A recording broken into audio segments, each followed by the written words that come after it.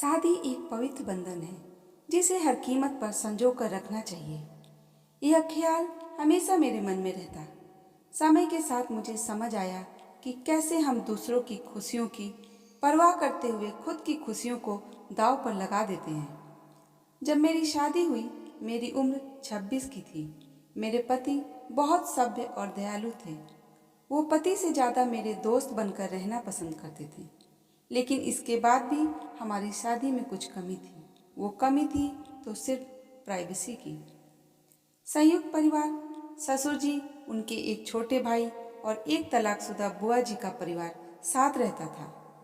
मैं घर की सबसे बड़ी बहू थी। हर साइज के तो ननद देवर घर में थे, कुछ स्कूल जाने वाले तो कुछ कॉलेज जाने वाले। सबको मुझसे बहुत उम्मीदें थी। दोपहर में काम करके जब थोड़ा आराम करने जाती, तब तक छोटे ननद देवर स्कूल से आकर धम्म से मेरे बिस्तर पर कूद जाते। कभी कभी मैं बहुत खींच जाती।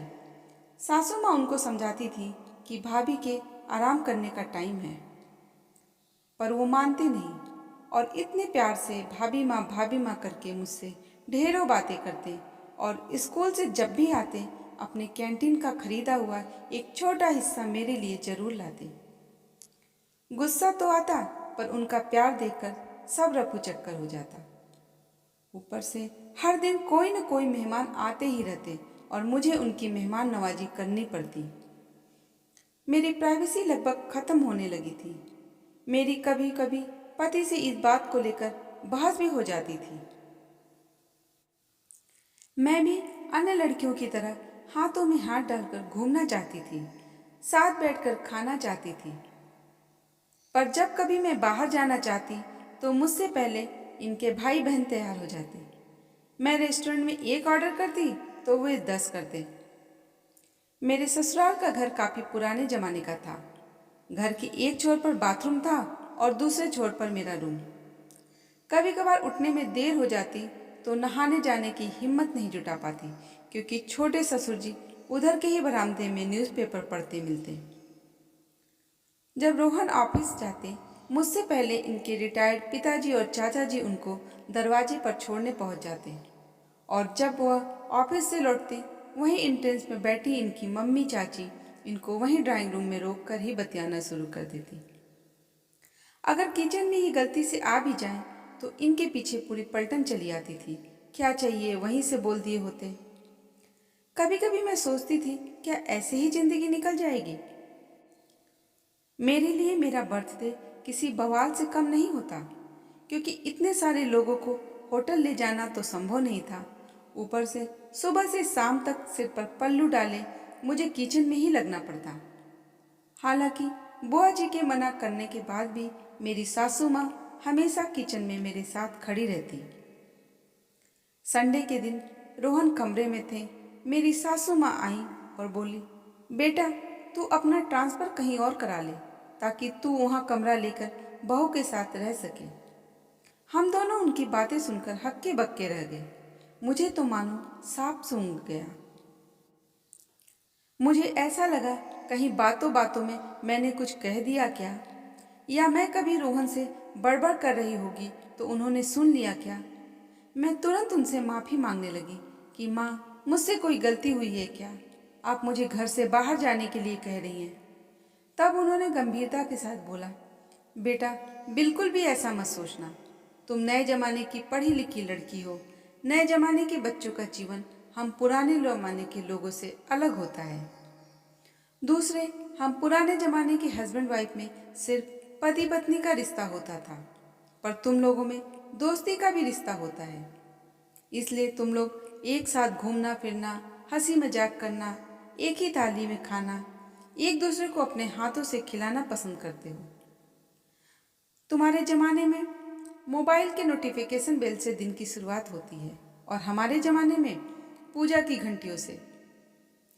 हमारी वजह से बहू तुम्हें भी बेवजह इतनी सुबह सुबह ही उठना पड़ता है और फिर किचन में सुबह से शाम लग जाती हो।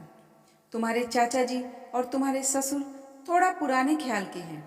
इनके सामने सिर पर पल्लू नहीं रखोगी तो उन्हें शायद थोड़ी तौहीनी महसूस होगी।